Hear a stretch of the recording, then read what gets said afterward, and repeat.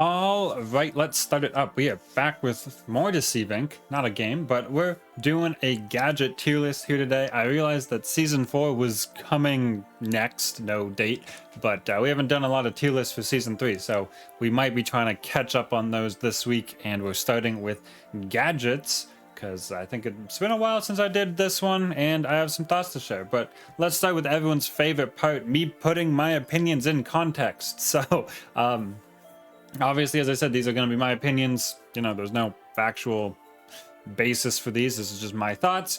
And all my thoughts are rooted in Deceive Inc. solos. I don't play duos or trios. I don't even think I played them at all this season, so I can't even say played much. I don't think I played a single game of them. Yeah, so these are all my opinions based on my experience in solo. So it's all my experience in playing or watching others play. So that's kind of where we're at. Probably gonna have some hot takes, some cold takes in here, but well, that's the nature of my having it be my opinion. All right, I think that's all I need to say. Obviously, there's a comment section for your thoughts, and I know you guys are more than happy to put your thoughts down there. So let's get right into it, because these videos tend to be long, and I would like this not to be. Bounce Mat. Oh, I renamed these. I should start with this. I renamed these because it helps me remember what's what. So this is formerly S tier, throwing if you don't take this. The too strong tier, the perfectly balanced as all things should be tier, not necessarily meaning everything in here I think is exactly perfectly balanced, but I think the middle of this tier is going to be like the most balanced gadget in the game, whatever that turns out to be.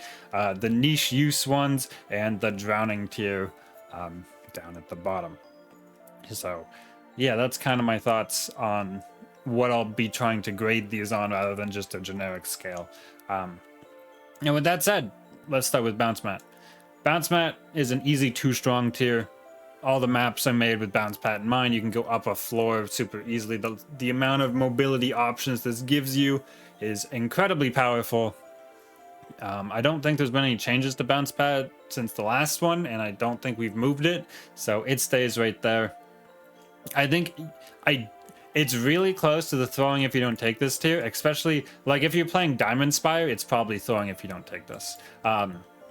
But in general, I think it falls down to too strong. It's a little map dependent, but this is definitely up there for strongest gadget in the whole game, just due to the mobility it gives you. You can also still sort of make little corners where you can block guard vision for you to get cover back, or at least half your cover. So you can do different tricks with it that way, and it remains a incredibly strong option on all maps. Again, map specific, you can push it up probably. I don't think it falls all the way down a tier on any map. It's just specific maps like Diamond Spire is probably going to push it up a little bit. All right, Goo Pod. I've been using Goo Pod a whole lot recently. I think it goes in the as all things should be tier. Probably I expect it going to be a little on the higher end of the as all things should be tier. It's really good. It's better than I originally gave it credit for. I know it hasn't been changed in a long time, and I think it's slowly crawled up my tier lists if you go back and look at them, because, well, I've been using it more and understanding it more and having it used against me more. It's really good if you can catch someone out and you can throw it at their feet before the fight starts. Gives you that huge advantage if they're likely not getting away. And also being able to throw them down when you're trying to get away can just allow you to leave. That big slow field of, I think it's 40%, is incredibly debilitating. If someone has to walk through, you're likely getting away. So incredibly good. I don't think it's necessarily in the too strong tier, but it's definitely just probably above the perfect middle. So that's as all things should be tier. I think that's the right spot for it. All right, HackTrap. HackTrap is interesting. Gut instinct says it goes here. It's definitely not up here. It's definitely not in this tier, and I think it's not niche. I think you can take it. So I think it's in this tier. It's really good. Obviously, it has the advantage of you can move them quickly. It gets a lot of comparisons to Tripwire, and for good reason. We'll probably talk about them more when we do Tripwire, but just for now. it gets a lot of comparisons to Tripwire. You can move these from door to door, thing to thing, without having to go back and pick them up or break them. You can just move them and the last one goes away. You get 3 intel every time it goes off, and it goes off pretty often, a little later in the later parts of the game, because there's well, less terminals and stuff and more direction, where if you're at the vault early, you can put them on doors you're going through and get some intel of people behind you. You get intel on where people are, similar to the Tripwire. I already mentioned you can move them freely and don't have to pick them up. You get intel. It's not signal scrambled. If it's placed down, you can't place it down when you're single scramblered, I understand, but the signal scrambler doesn't actually like unhack trap the door, which is interesting, or whatever else you put it on. So pretty strong, definitely a good gadget. I don't think it falls, I think it falls best into this middle and category. I do think Goo Pods are better. Personally, I would rather have the Goo Pods than the HackTrap, except on some you know, different agents, but I don't think there's anything wrong with just taking the HackTrap. All right, Holo Mimic falls into niche tier. I don't think it's in drowning tier. It's definitely not in the as all things should be tier, though. It's pretty niche use, because you got, well, scanning something's not hard, but in different areas of the map you got to rescan stuff, which isn't a big deal. You got to remember to use it. And then it makes a noise whenever you go in and out of Mimic, which if you're actually trying to use it to hide from someone, the noise can just give you away, which is incredibly frustrating. Also, if you're playing against someone who just knows the map well enough, they might know that the plant you're pretending to be just doesn't exist there and just shoot you. You know, that can just happen once people start to know the maps better. There's also, if you're just like a trash can somewhere, probably no one knows exactly how many trash cans are on which corner, but someone might. So I think it's niche use. Obviously, it has the advantage of you can transform into something, change disguise like in a green, blue, purple room when you're in there, but I haven't found in my experience that that's something I need. You know, we're pretty good at getting guards and staff to come to the door, and then we can, you know, take their disguise at the door, which is just a technique we've done for a long time now. Obviously, Mimic makes it a little easier and you can't get caught by others doing it, but I don't think it's enough to warrant taking the Mimic over any of the other things that are really above it on the tier list. So that's kind of my thoughts. Yeah, it's kind of a niche use. It's fun. If you want to camp somewhere with it, you can do that too. But I'd rather have most of the other gadgets than the Holo Mimic. All right, the drone. The drone falls also into niche tier, but it's above the Mimic. Again, this is solos only. I think the drone goes up in team play because Trace becomes much more useful in team play. It's useful in solos as well, but in team play it definitely goes way up because it gets all your whole team to target one person, which is incredibly powerful. But we're talking solos here, so it's niche use. You got to balance the trace time with actually running at the person. Again, people will not trace and they'll be like, oh, I just like find someone and then run at them. I don't even need the trace, which is fine, but you know, I'm not totally sure that's great. I guess I don't think what the drone gives you is better than anything else you're getting. Even just the stuff we already have, bunch of mobility, you know, a giant slow field to get away or engage, and knowledge of where people are. Fairly similar here, but this is guaranteed and this involves them having to make a mistake. So there's that. The drone does open doors you have keycards for now, but then you have to spend time getting the keycard. So like if the earlier phases are taking a little bit and you have the keycards, you can use it to scout like the remaining terminals. If you get like a purple from a gamble lost and found box and you get a blue in maybe the first terminal you did, you can definitely scout out the other terminals with this one. But you can also just run around and stick your head into them.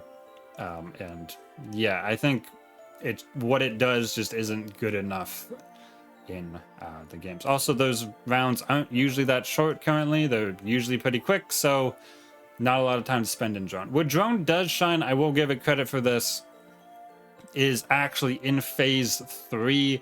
It allows you to track back the package carrier. They can track you, you can track them with the drone. Definitely, if you're a package carrier and you're against someone using the drone and they just have trace on you like constantly, it is definitely harder to play around. So there is that benefit, but I don't think that necessarily pushes it into the next tier, because the drone can be broken, they can still see you coming. There's a lot of counterplay to that, and that assumes you're not getting the package, which is just super powerful anyway. So I'd rather have a different gadget that can help me rush to the package than this is one that makes it really good if I don't get it. All right, Shieldbrella. I mean, we all knew where this one was going. It remains you're throwing if you don't take this. Despite the nerf to if you hold it out for too long, it breaks and loses HP. It still remains the best gadget. You can still deploy it for 100 HP. You can still just hold it in your hand. If you're sus of someone, you don't even have to hold it for longer than like 2 seconds, and that's gonna do like 5 damage or something. Maybe, I forget the exact decay rate, but it's not much. You can hold it for a long time. I've tried. So just if you're sus of someone, you just like point the shield at them. It doesn't break your cover, and generally if they were sus of you and they shoot at you, they just hit your shield. Yeah, the shield, it just remains the best thing you can be doing. If you're a slow weapon user, ace weapon 3 and stuff, then it gives you time to reload, hide behind it, all that good stuff. And really, there's no gadget I would rather have than the shield in any fight situation. And unless you're specifically playing a pacifist Larson or Madam run, you're probably gonna get in at least one fight. So I'd like to have the shield for that fight. Yeah, I don't know if there's much more to say on the shield. Incredibly powerful gadget, still the best one. I don't know what they could do. As long as it remains deployable hardcover and also just a not a spy check tool, but a sus check tool, I guess. If you were being sus and you think someone's on you, you just hold it out, and if you were right, they hit your shield instead of your face. Yeah, as long as it does all those things, even if it does like half of those things, I still think it remains top tier. It just does everything you want in a gadget right now. All right, Signal Scrambler. I mean, it just remains in drowning tier. I'm gonna be honest. Obviously, you can use it effectively. You do gotta throw it. I did learn that it doesn't work in your pocket. You have to like switch to it and throw it on the ground. And while the shield, if you deploy it, deploys instantly, the Signal Scrambler and Bounce Mat, Goo Pod, and Tripwire and Turret actually don't deploy instantly. They take a little split second to actually like leave your hand. It's kind of crazy. So while this is a good counter gadget, you think it'd be higher considering I'm telling everyone to take the shield and the Signal Scrambler is supposed to be a direct counter to the shield. It takes longer to put out. The Signal Scrambler you have to switch to, assuming you already have it on, which you should. You switch to it, throw it down, and switch back to your weapon. And you can just switch to the shield, put the shield down, and switch back to your weapon faster than that. So assuming both of those things happen in a 1v1 fight, the shield user just gets the advantage because they took less time to do their thing. And we're not at a point yet where like the shield users really need shield, like ace weapon 3 for example, like might really need shield because they have that really long reload, and you can just Signal Scrambler and just counter that entirely. That obviously happens, but shield's so good that that's not the only thing that happens. Honestly, if you wanted to use the Signal Scrambler to counter the shield, I would just take your own shield. Just have a shield yourself. Yeah. And then practice hitting the bottom of it. I'd rather just have my own shield than the Signal Scrambler, and then I'd probably rather most of the other things in the game. you can like lock some doors with it. There's some niche use, but it's not even niche use enough to put in the niche use category. It needs some help. You can use it to disable tripwires as you go through doors, but then you have to flip to it and it shows kind of where you are. So if someone's watching the tripwires, like the signal scrambler like ring thing comes out from you. Yeah, or if they're watching it and they just see you walk through it, you're still just as sus as you were before. So that's my thoughts on the signal scrambler. I know some people really like it because it can counter shield, and some people, when they lose their shield, just don't know what to do. That's definitely the case, and that might happen.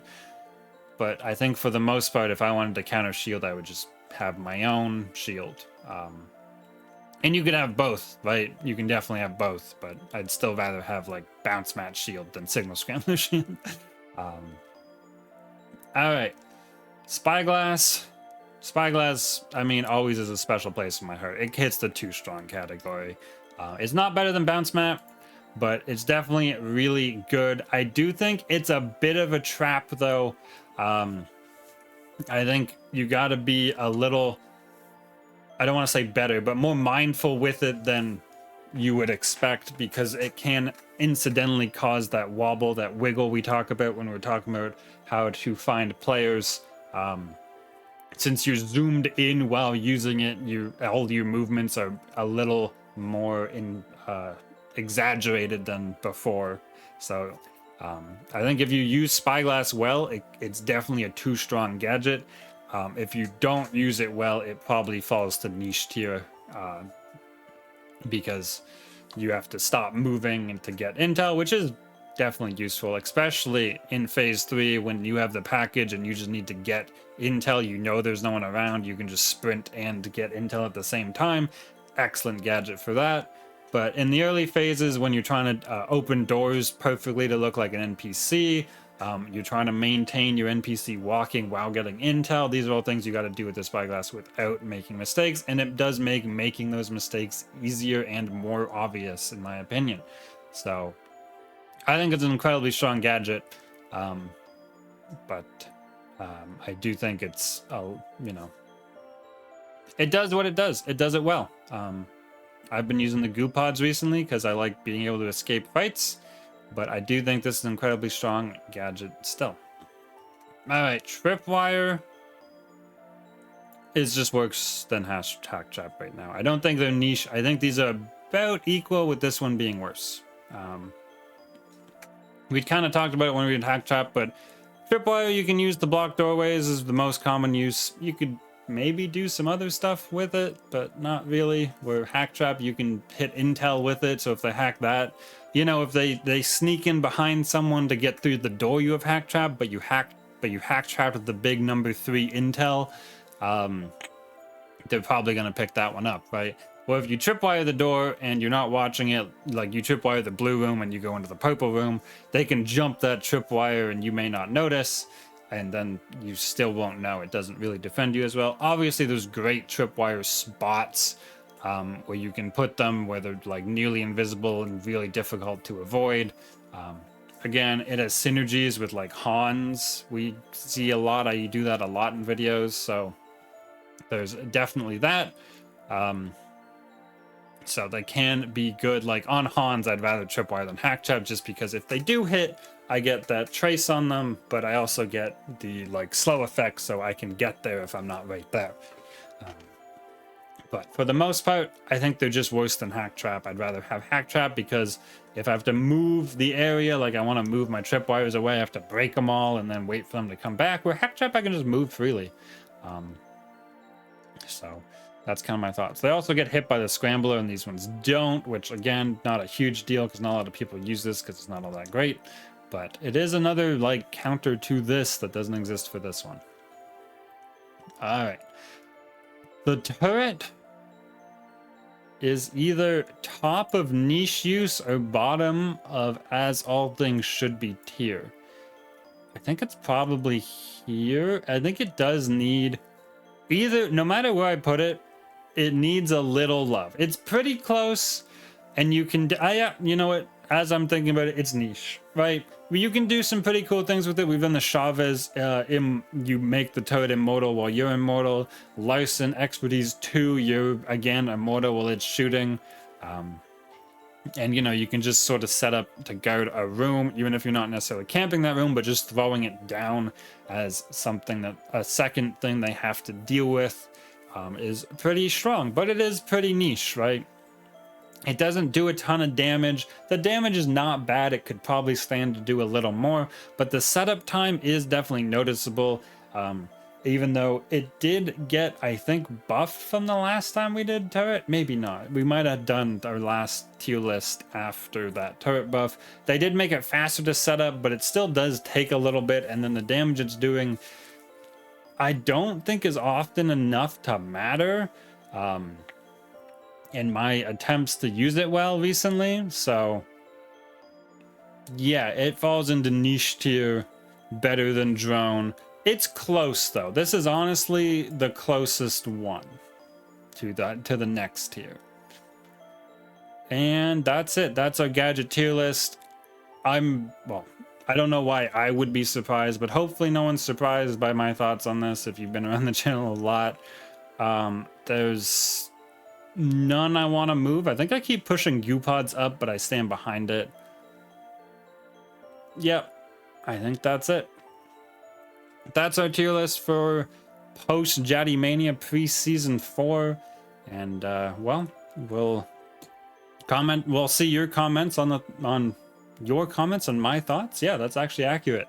And I hope you enjoyed this, and do like the video if you did, and subscribe for more Deceive Inc content like this. We'll probably do a couple tier lists this week because I want to do them before season 4 is out and get my thoughts on kind of as a look back on season 3 out there. So probably expect a couple tier lists in the coming days, and I will see you in the next ones.